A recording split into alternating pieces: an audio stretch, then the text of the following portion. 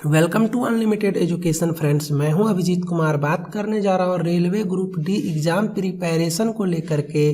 तो यहां पे एक चीज़ आप लोग नोटिस करना कि एनटीपीसी का एग्ज़ाम और ग्रुप डी का एग्ज़ाम का लेवल में काफ़ी ज़्यादा डिफरेंस है। और मैं कुछ स्टूडेंट को देख रहा हूं कि वो जिस हिसाब से एनटीपीसी का प्रिपरेशन कर रहे हैं, तो अगर आप वैसा प्रिपरेशन करोगे तो आपको ग्रुप डी में लॉस हो सकता है। बिकॉज ग्रुप डी का जो एग्ज़ाम का सिलेबस है वो और एनटीपीसी का जो एग्ज़ाम का सिलेबस है उसमें काफ़ी ज़्यादा डिफरेंस है। तो इस चीज़ को आप लोग पहले नोटिस करो और उस हिसाब से आपको प्रिपरेशन करना। ओके, तो एक एक करके अच्छे से बता देता हूँ। लेक्चर को लास्ट तक देखना और आपको ग्रुप डी एग्ज़ाम से रिलेटेड कोई भी क्वेरीज अगर होता है तो आप लोग इसी वीडियो में कमेंट करना। चैनल पे नया हो चैनल को सब्सक्राइब कर लेना और एक एक करके देख लेते हैं कि क्या सिलेबस होगा, क्या स्ट्रेटजी होगा। कुछ इंपॉर्टेंट गाइडलाइंस मैं आपको अपने तरफ से दूंगा, कुछ स्टडी प्लान बताऊंगा, ऑनलाइन टेस्ट सीरीज आपको लेके प्रैक्टिस करना है, प्रैक्टिस सेट लेकर के आपको प्रैक्टिस करना है। कुछ इंपॉर्टेंट आई थिंक 100+ इंपॉर्टेंट आपको PDF दिया जाएगा जिसको आपको अच्छे से याद कर लेना है। और वीडियो लेक्चर्स वगैरह तो आपको मिलता ही रहेगा, ठीक है। 100% सिलेबस कवर से लेके सिलेक्शन गारंटी तक सब कुछ। और अगर इंग्लिश कंटेंट अच्छा लगता है, याद रखना बार बार बोलता हूँ, अगर इंग्लिश कंटेंट अच्छा लगता है विथ यूजुअल एक्सप्लेनेशन तो इस चैनल पे आप लोगों को सब्सक्राइब करके बेल आइकन का बटन प्रेस कर लेना है। और अगर हिंदी कंटेंट अच्छा लगता है तो डिस्क्रिप्शन में एक दूसरे चैनल का लिंक दे देता हूं, वहां से आप लोग उस चैनल को सब्सक्राइब करके रेगुलर फॉलो करो, ठीक है। हर एक चीज़ यहाँ पे आपको ऑफिशियली समझना है और अच्छे से समझना है, ठीक है।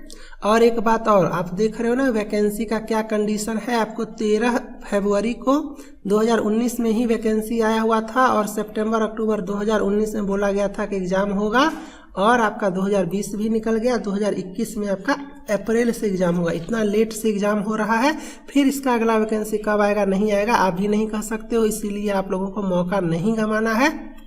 और एक बात और याद रखना, सिर्फ एक एग्जाम होगा और आपका सिलेक्शन हो जाएगा, इसमें दूसरा एग्जाम का कोई ज़रूरत नहीं है। यहाँ पे देखो, the entire recruitment process shall involve computer based test, physical efficiency test, okay. और यहाँ पे all the eligible candidate have to undergo a computer based test on the specified date, time and venue as per the call letter। उसके बाद आपको क्या दिया गया है, द एग्जामिनेशन ड्यूरेशन है। यहाँ पे समझो सिर्फ एक एग्जाम होगा, ये बात आप लोगों को क्लियर हो चुका है। और क्वेश्चन थोड़ा सा समझने का कोशिश करो। एक तो आपको चलो 90 मिनट का समय है ये आपको पता है और 100 क्वेश्चन है ये आपको पता है। लेकिन एनटीपीसी में क्या हो रहा है ना, एनटीपीसी में जो 40 नंबर आपका आ रहा है वो कंबाइंड आ रहा है। मतलब जीएस भी आ रहा है, करंट अफेयर्स भी आ रहा है, जनरल अवेयरनेस भी आ रहा है, जीके भी आ रहा है, सब मिला करके आपको 40 नंबर आ रहा है। तो पता नहीं चल रहा है कि जनरल साइंस कितना है, जनरल अवेयरनेस कितना है, जनरल नॉलेज कितना है, करंट अफेयर्स कितना है, ठीक है।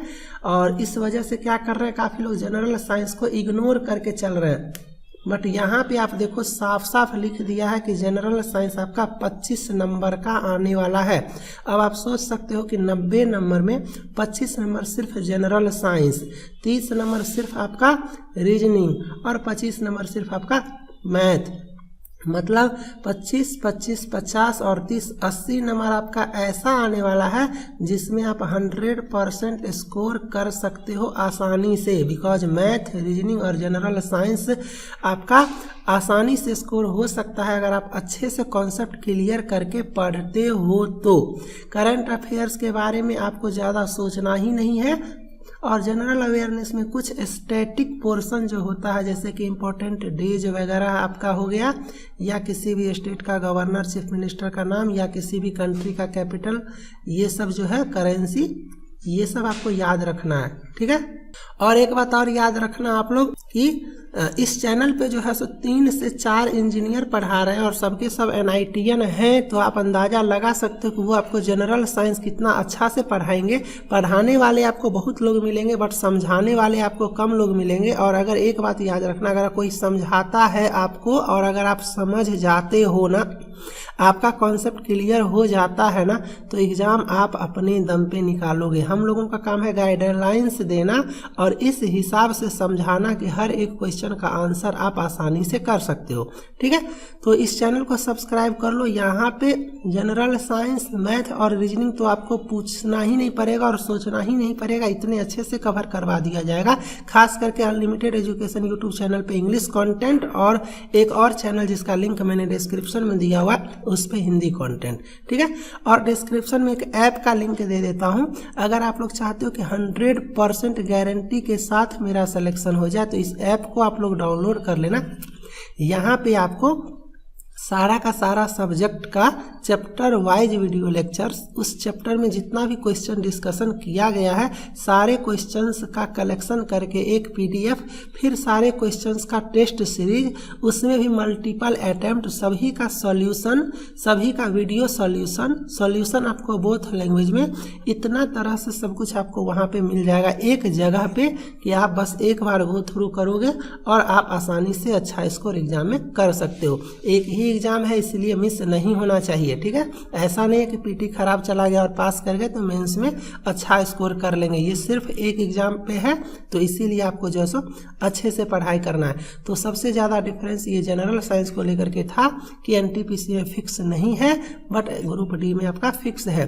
तो जितना अच्छा से जनरल साइंस करो, जितना अच्छा से मैथ रीजनिंग करो उतना आपके लिए अच्छा होगा। और ग्रुप डी से रिलेटेड कोई सा भी कन्फ्यूजन होता है तो आप लोग इसी वीडियो में कमेंट करो। मिलते हैं नेक्स्ट लेक्चर में। Bye, thank you.